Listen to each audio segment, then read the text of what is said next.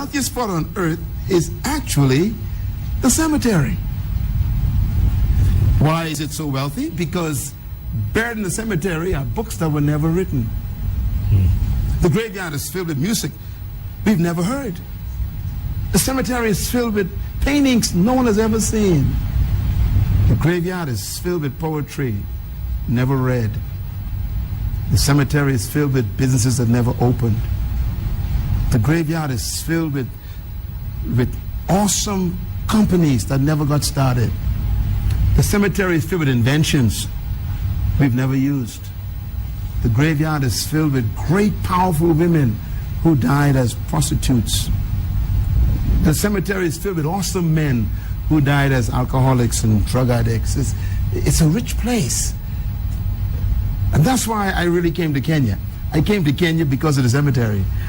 Because I knew that sitting in your house, right there where you are, and sitting in this studio, are people who are the next candidate to add to the wealth of the cemetery.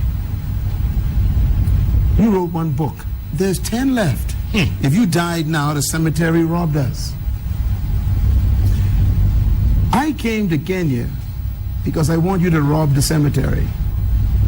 I want you to die empty.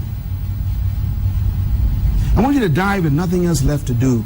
I want you to die because you poured out all of your dreams, ideas, visions, books, music, inventions, publications, that you died empty. That's the goal of life. Don't die old, die empty. As a matter of fact, one of the greatest statements I ever heard about dying is this statement.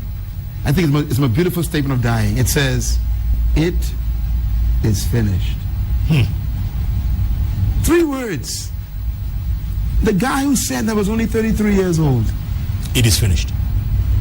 He didn't say, "I was finished," because we don't die. We are eternal spirits. He says, "It is finished. I poured out what I came to earth to pour out." Was that the guy on the cross? That's the guy on the cross. All right.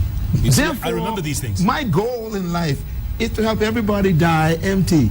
That's why I come to meet you, Jeff. You wrote a book. I love your book. But I'm thinking, what about the next one that's not released yet? No, there's no sequel. Or the other 5. Doc, there's no sequel. Or the other 10. I have no energy. I'm sure it's there. There's no way a man with your story could not have 10 stories. Don't die with my books. I want to challenge every Kenyan. Yes. Go to the cemetery and disappoint the graveyard.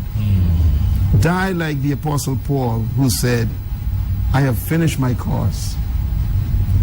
I have kept the faith. I have been poured out like a drink offering. There's nothing left. I am ready to die."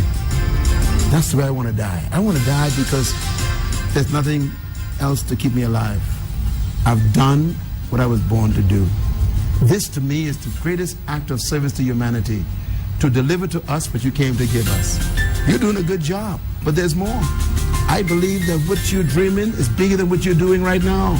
Wow. I believe you see your own networks that you own. I believe that you have your own studios. I believe I see you producing shows that are syndicated all over the world. You deserve to be heard. Preach, Doctor, preach. Why settle for Kenya when you can have the continent? Hello. You are talented, gifted, you're powerful. You should be publishing a magazine. You should be producing all kinds of t-shirts with your shirt, with your name on it. You should be starting maybe a line of clothing with your name on it. This is an image we need to see, feel, touch. Hey, don't die with this stuff, okay? And that goes to each one of you watching this program. I don't know who you are, I don't know what you're doing. Maybe you're a politician, maybe you're a baker, a mechanic, a teacher in a classroom, maybe you are a student, maybe you're unemployed. Listen, your future is not ahead of you. It's on the inside.